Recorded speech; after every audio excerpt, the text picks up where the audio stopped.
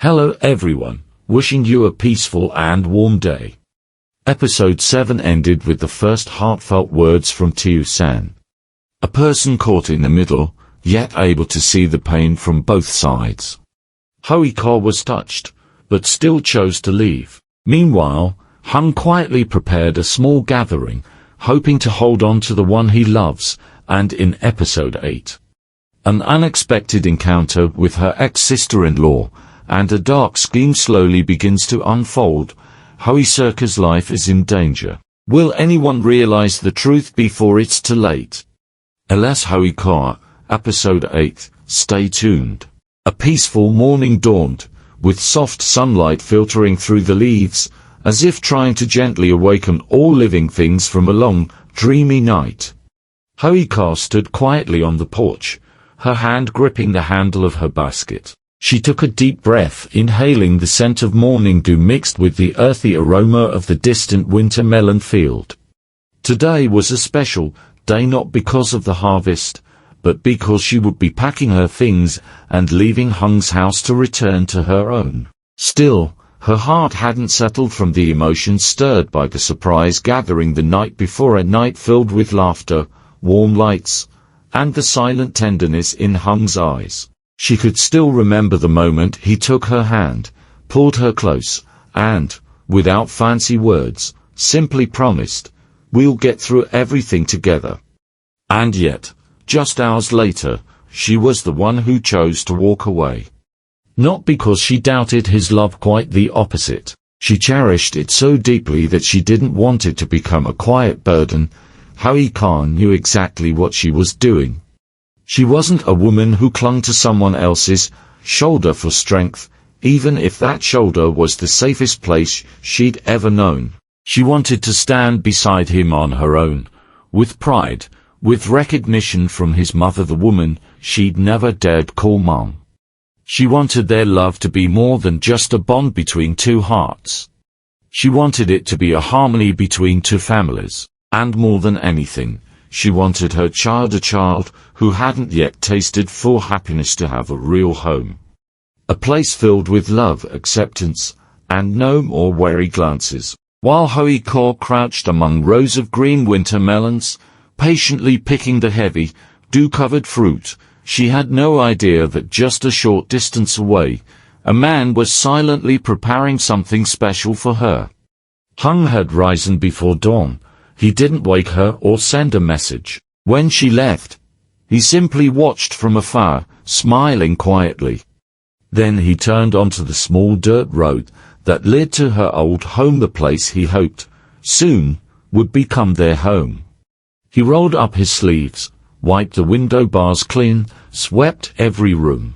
No fanfare, no witnesses, but every movement was steeped in affection. He replaced the porch light bulb, added a pot of bougainvillea she once loved, and carefully set back the old wooden table where she used to knit clothes for her child. Then he remembered the rabbits, the tiny creatures that had followed Hoai Ca through the storm, escaping the flood and hiding in his yard like fragile souls, clinging to human kindness. He rummaged through some old metal sheets, a few planks, and began building a small shelter behind the house, complete with a roof, a shady corner, and a tray of clean water. He didn't say it aloud, but deep down, he knew, if she loved them that much, they too deserved a real home. The wind began to stir, clouds gathered, and just as he was fastening the last wooden frame, his phone rang, a sudden urgent call. He frowned, eyes still lingering on the unfinished house. A hint of reluctance crossed his face, but at last, he set the hammer down, wiped the dust off his hands onto his shirt, and left. He didn't know if, when he returned, she would notice what he had done. But he believed that true love, if it's real, needs no grand promises. Just someone willing to quietly build it, one day at a time. After a laborious morning in the fields and an early visit to the market, Hoai Ca let out a quiet sigh of relief. She returned to Hung's house to pack her belongings, just a few clothes, some of her child's old toys, and a handful of memories she had temporarily left behind. The house was silent. There was no sign of him. She didn't ask. Perhaps he was busy with something. This house, once a shelter in the midst of storms, now felt like a place she was ready to leave. As her hand gently folded the thin blanket, she knew she was prepared for a new journey, going home. Not to run away, not to surrender, but to face her past and rebuild her life, starting from the very roof she once called her own. At noon, she and her child walked along the familiar dusty road leading back to their small village. When they were just a few dozen meters from home, the rumble of a motorbike echoed from behind. Hoai Ca turned her head, her heart tightening. The motorbike came to a stop beside her. Sitting on it was a woman in a pale floral blouse, a familiar face, heavy with memories. Thai, his sister. Once her sister-in-law, part of a chapter she thought had long closed. Hoai Ca, what a coincidence. Are you heading home? Come on, I'll give you a ride. Thai's voice sounded warm, as if there had never been a rift between them. Hoai Ca hesitated briefly, then held her child's hand tightly and shook her head. We're almost there, sis. We can walk. Without waiting for another word, she moved forward, shoulders squared, eyes focused ahead as if cutting ties with an old chain. As soon as she stepped back into her home, the soles of her shoes still wet with last night's rain, she noticed a familiar figure sitting quietly under the areca tree. She didn't need to look closely, it was Thai. She still wore that gentle expression, the same gentleness that once left Hoai Ca unsure whether to trust or keep her guard up. Tony was still playing with his broken toy car. Hoai Ca knelt and told him gently, but firmly, to stay inside. She didn't want him overhearing a conversation he was too young to understand. Stepping outside, the midday breeze brushed her face. She sat across from Thai, skipping all formalities. She had rehearsed this moment in her mind too many times. Today was the day to end things cleanly. She brought up their last encounter when Thai and Ca showed up unannounced, left a large sum of money, and disappeared without explanation. Since then, she had tried to return it, but couldn't reach them. Now that Thai was here, she intended to give it back clearly and definitively. She explained that the storm hadn't taken much from her, just a few fences, some personal items. Nothing that would justify accepting money from the past. More importantly, she didn't want any emotional debts. No matter how kindly they were disguised as goodwill, the past should remain in the past.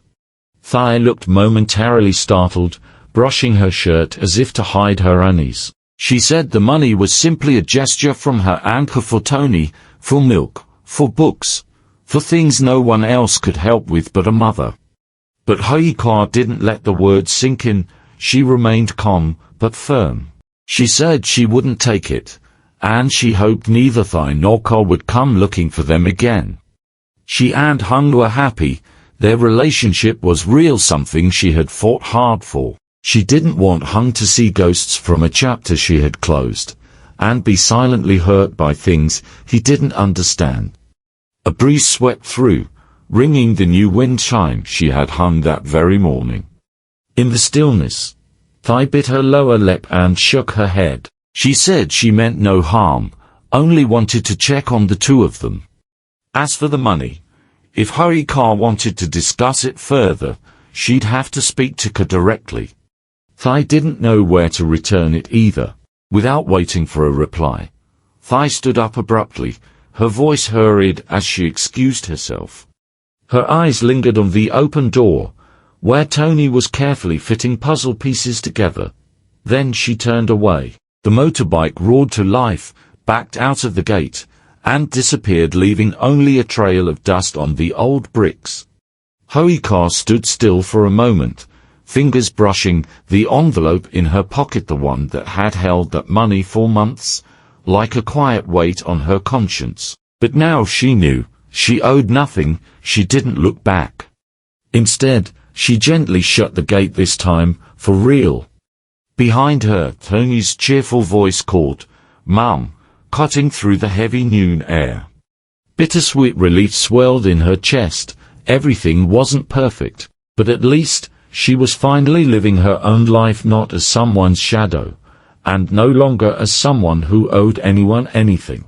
At the same time, in a small cafe, tucked deep inside an old alleyway so hidden that a person might walk past it 100 times without ever turning their head. The cafe's walls were stained and grey. The yellow light flickered like a dying flame at the end of the day, and the air inside wasn't thick because of cigarette smoke or burnt coffee, but because of something else. Something colder, something far more dangerous. 3 men hunched around an old wooden table with crooked legs and a chipped surface.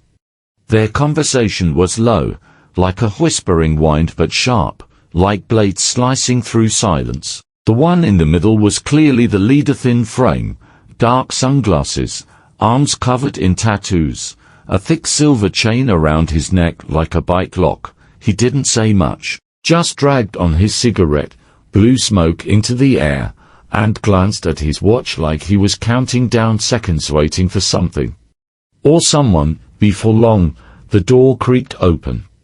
A woman entered, middle-aged, hair neatly tied back. She didn't need an introduction. Her presence spoke louder than any words, sharp, cold, commanding. Hong's mother. She walked in and sat down without pleasantries. Her eyes scanned the room briefly before settling on the man in charge. Then she spoke clear, calm, unshaken as she stated what she had come for. A girl, young, quiet, living with her little son at the end of a village street. That was the one she wanted them to take care of. No noise, no traces, no one must know the girl ever existed. It had to be clean, silent, like she had never been born. She detailed everything. No dumping the body in the river body's float. No dragging it into the forest. People always find things in the woods.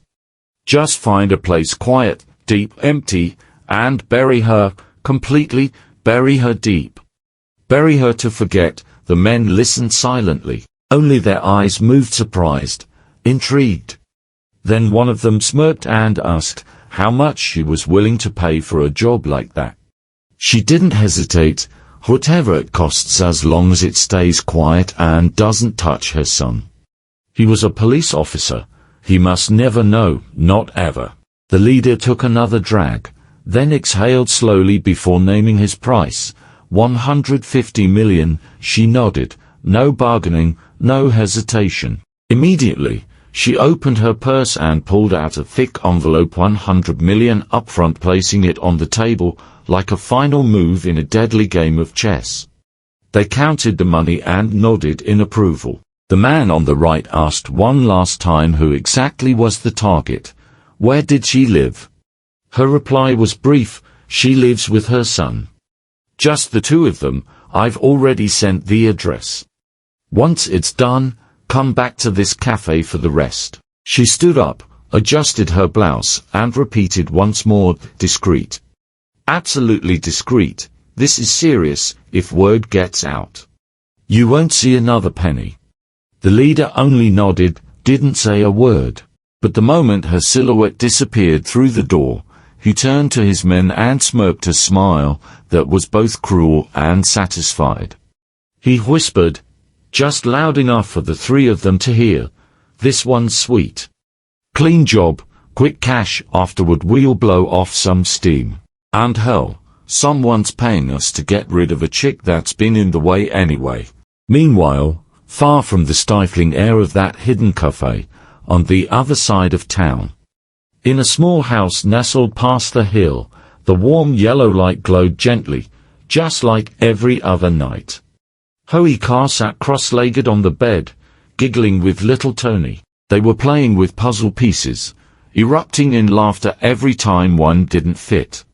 In that moment, their home felt like its own world, untouched by pain, far from worrying. Peaceful, as if nothing had ever tried to break them. She didn't know that somewhere else her name had just been spoken, not with affection, but with a cold stare, an unwritten contract, and a sum of money that could buy a life. Or end one. A peaceful day passed, as if nothing could disturb its quiet stillness. Hoai Ca back in the little home she shared with her son, holding on to a fragile hope for the future with Hong's mother, still calm on the outside, but behind her composed face. A decision that could change someone else's fate. And Hong, unaware that the woman he loved was standing on the thin line between life and danger, will Hoai Ca realize what's coming before it's too late? Will Hong be able to protect the one he loves one more time? Stay tuned for LS Hoai Ca, the next episode, where danger creeps closer, masks begin to fall, and secrets refuse to stay buried. Một ngày yên ả trôi qua, tưởng như chẳng điều gì khuấy động được sự bình lặng ấy. Hoai Ca trở lại ngôi nhà nhỏ của hai mẹ con với một hy vọng về tương lai. Với anh Hùng, mẹ Hùng vẫn im lặng sau lớp mặt nạ bình thản, nhưng phía sau bà là một quyết định có thể đổi cả số phận người khác. Còn anh Hùng vẫn chưa hay biết rằng người con gái anh yêu đang đứng trước ranh giới của sự sống và hiểm họa. Liệu Hoai Ca có kịp nhận ra điều gì đang đến gần? Liệu anh Hùng có một lần nữa bảo vệ được người con gái anh yêu? Hẹn gặp lại trong lyhoaica tập tiếp theo, nơi những nguy hiểm cận kề, nơi những chiếc mặt nạ bị rơi xuống và những bí mật không thể giấu kín.